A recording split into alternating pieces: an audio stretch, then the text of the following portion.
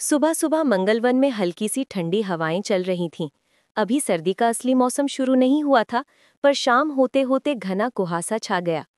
छोटे छोटे पंखों वाली मीनू चिड़िया अपने घोंसले में कांपते हुए लौटी और बोली, अरे आज हवा कुछ जादुई सी ठंडी है।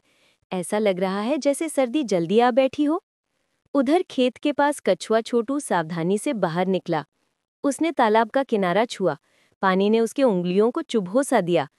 हाय राम, पानी तो मानो चांदी जैसा जम चुका हो, छोटू ने चिल्लाया। जंगलवासी एक एक करके इकट्ठा हुए। मोती हिरण, गबरू भैंसा, टिक्की सियार और बूढ़ा उल्लू चाचा। सबकी आंखों में चिंता थी।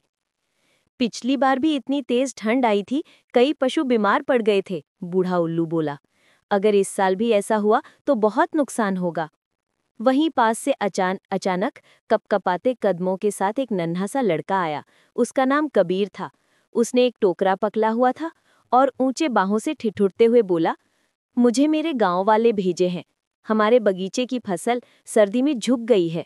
मैंने सुना है कि मंगलवन में चांदी जैसी घास उगती है जो ठंड को रोक सके। क्या कोई हमारी मदद कर सकता है? टिक्की सियार ने सावधानी से कहा, इंसान? पर क्या वो हमारी भाषा समझ सकता है? कबीर की आंखों में चमक थी। मैं बातें तो नहीं कर सकता, पर मेरे दिल से मैं हमेशा जंगल का आदर करता हूँ। मैं मिलकर खोजूंगा। तभी दूर से बचकाना हंसते हुए आवाज आई, रुक जाइए। और बड़ी तेजी से एक परिंदा आया जिसका नाम था नीलू सारस। नीलू ने बताया कि उसने एक अजनबी जाल देखी थी जो पत्तों के नीचे रखा हुआ था। कोई शिकारी तो नहीं? सब झट से जाग गए। जंगल के पेड़ पौधों ने मिलकर तय किया कि पहले कबीर की मदद की जाए, क्योंकि वो नन्हा था और ठंड से कांप रहा था। मोती हिरन और गबरू भैंसा ने मिलकर उसे अपनी पीठ पर बिठाया और सबने उसे अपनी जान की तरह संभाला। टिक्की सियार ने जंगल के दाहिने हिस्से की खोज करने का प्रस्ताव रखा। कहा जाता था वहां एक पुराना गड्ढा है जहां चांदी जैसी घास उगती थी, पर रास्ता बहुत खतरनाक था। रास्ते में उन्होंने देखा कि कई जानवरों के घरों के ऊपर हिम जमी हुई थी। कुछ के घोंसले टूटे हुए, कुछ के खाद्य मगरमच्छों की कमी से सूने पड़े थे। सभी उदास थे। कबीर ने हिम्मत दिखाई, हमें मिलकर काम करना होगा।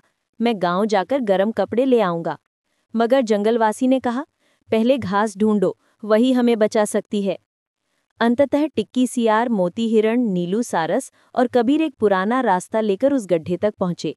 वहां पहुंचते ही हवा कुछ बदल गई, जैसे धरती से कुछ चमकीला झांक रहा हो। उन्होंने नीचे झांका। पूरे गड्ढे में चांदी जैसी पतली रोशन घास लहराई जा रही थी।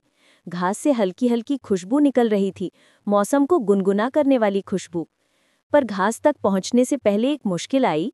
गड्ढे के ऊपर एक पुरानी लकड़ी की चुन्नी पड़ी थी और उस पर एक बड़ा मजनू भालू सो रहा था। भालू बहरा था और चौंक कर उठ गया।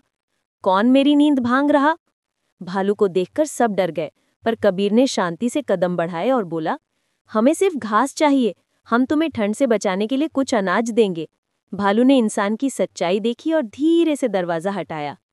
नीलू सारस ने नाचते हुए घास के कुछ गुच्छे तोड़े, मोती हिरण ने उनके पास गर्म कपड़े बांटे और टिक्की सियार ने हर जीव के लिए छोटे छोटे घास के टुकड़े बांटे।